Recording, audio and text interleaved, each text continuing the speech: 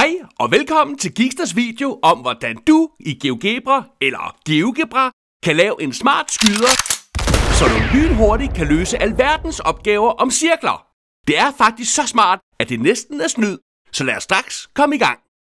Inde i GeoGebra vælger jeg med det samme at zoome en lille smule ud her på tegnefladen, så jeg kan se 16 både på X og Y-aksen. Det kan man gøre ved at scrolle frem og tilbage med musen, eller man kan vælge at trykke formindsk. Herefter skal vi have gang i den berømte skyder, og det er anden menu fra højre, der hvor der står A er lig med 2. Den klikker jeg på og klikker over i højre hjørne. Her har jeg mulighed for at ændre og justere vores skyder. Så i stedet for A kalder jeg den for radius, da vi har noget med cirkler at gøre. Og så har jeg mulighed for at vælge, hvor stort interval der skal være i vores skyder. Og jeg vælger fra 0 og op til 15. Og så har jeg mulighed for at justere, hvor fintfølende vores skyder skal være. Og den vælger jeg til at være 0.05. Og så klikker jeg OK. Og nu kommer vores skyder frem. En skyder er egentlig bare sådan en slags slider, man kan skyde frem og tilbage her. Det næste jeg så gør, det er, at jeg går ind i den menu, der omhandler cirkler. Den er her i midten. Og så vælger jeg den, der hedder cirkel ud fra centrum og radius. Bup! Og den sætter jeg lige i origo, altså lige i midten ved 0,0. Og så spørger GeoGebra så, hvad skal radius være? Og i stedet for at skrive et tal, så skriver jeg nu radius.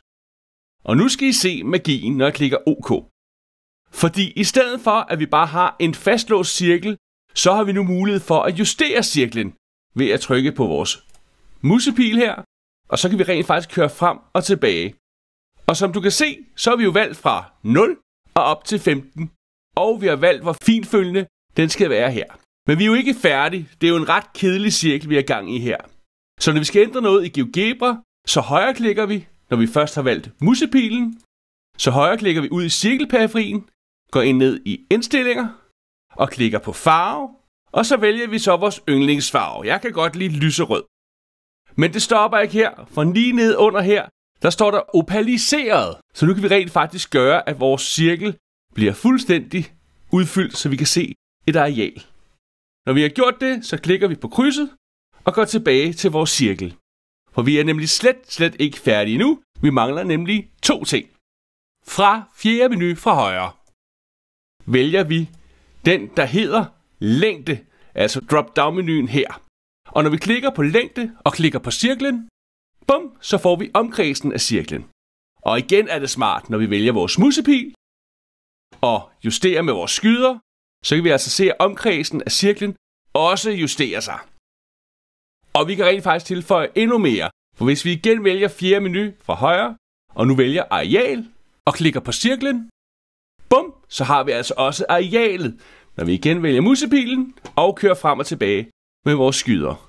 Og vupti, nu har vi altså et super værktøj til at undersøge cirkler, både i forhold til radius, som er vores skyder, men også i forhold til omkredsen og i forhold til areal. Og det er sådan, man laver en smart skyderfunktion i GeoGebra, når man skal undersøge cirkler. Og det er, som sagt, så smart, at det næsten er snyd. Rigtig god fornøjelse med de nye skyder. Vi ses!